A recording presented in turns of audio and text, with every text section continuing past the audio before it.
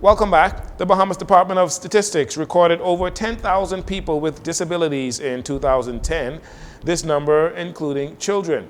As an advocate for children with disabilities, Governor General Dame Cynthia Pratt held a fun day for kids with disabilities at Government House today. She said she made a promise to champion the cause for kids with disabilities. Just about 1 year ago, I made a promise. The speech from the throne was being read by myself. And I promised the Bahamian people that I would pay attention to the special children. This is the beginning. There is more to come because this is the first one and we will have a second and a third. These children must know that they are loved. They have a right to be here. And we must treat them as such. And so to the parents, to the teachers, to the chaperones, to all of you who have accompanied them, thank you so much. The Governor General noted she has a grandson also facing disabilities, empathizing with parents and guardians raising children with physical challenges.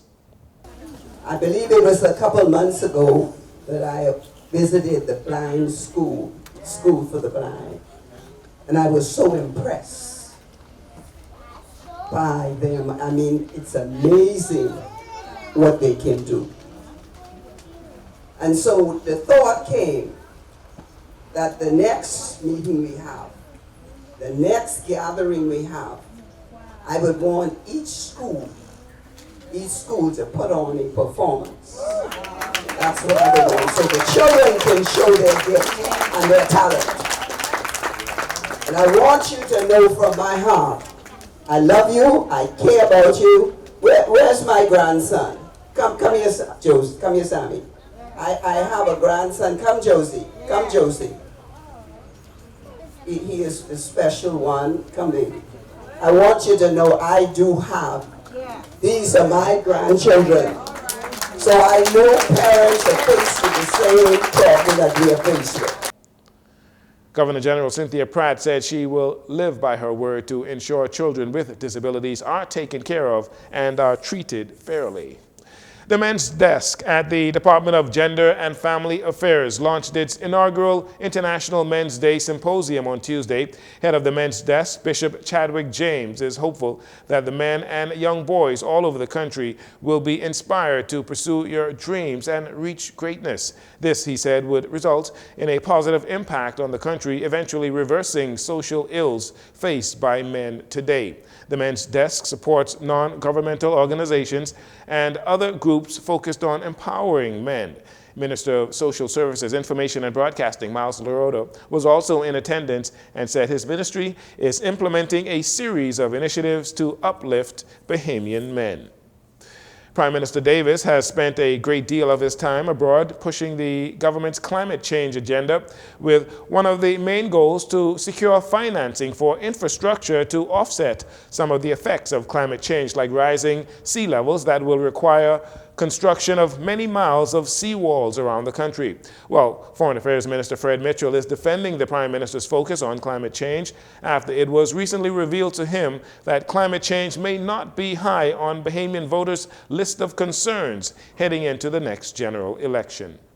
My brother Ian, who runs the campaign for me in Monastery Park, wrote me a note on the way back from Baku, the COP29 conference on climate change. In short, the note said Bahamians are not interested in climate change. The main issue, he says, is inflation and the cost of food. The Prime Minister's job is to make sure that we have a country to live in. Right now, the prediction is that the island of New Providence, by 2070, if we do nothing on climate change, 30% of this island will be underwater, and by 2100, 70% will be underwater. That is within the lifetime of your children in Soundlands Primary School, Thelma Gibson, C.I. Gibson, S.C. McPherson, C.V. Bethel, H.O. Nash, St. Andrews, and the Life at Key School. If this Prime Minister does not act as he is to find money to help stave this off, he will be derelict in his duty. He must save the Bahamas from extinction. While Prime Minister Philip Davis led the Bahamian delegation to COP29 last week in Azerbaijan, F&M Chairman Dr. Dwayne Sands continued to criticize him for traveling too often, using private jets, and living large while Bahamians are struggling. And finally, the Salvation Army launched its annual Christmas Kettle Drive at the Marlett Marathon with a brief ceremony with live music from the Expression Band and a performance from the students of the Aaron H. Gilmore School for the Blind. Managing Director of CIBC, that's the bank, Jackie Ben, revealed they donated a total of $16,000 to the Salvation Army this Christmas season. She spoke about the cause and the significant work the Salvation Army does. It's a way of giving back to the community. The Salvation Army does so much for the needy in the Commonwealth of the Bahamas, and we are happy to partner with them year after year to do this because it's very close and dear to our hearts at CIBC as well, to give back to our community in which we operate. The funds raised through the Christmas Kettle Drive will assist families in need this holiday season. So when you're out and about shopping this holiday season, be sure to support the cause. That'll do it for your JCN Evening News. Once again, I'm Jarino Saunders. It's been a pleasure to have you with us. This segment of the news has been brought to you by Sun Oil Limited.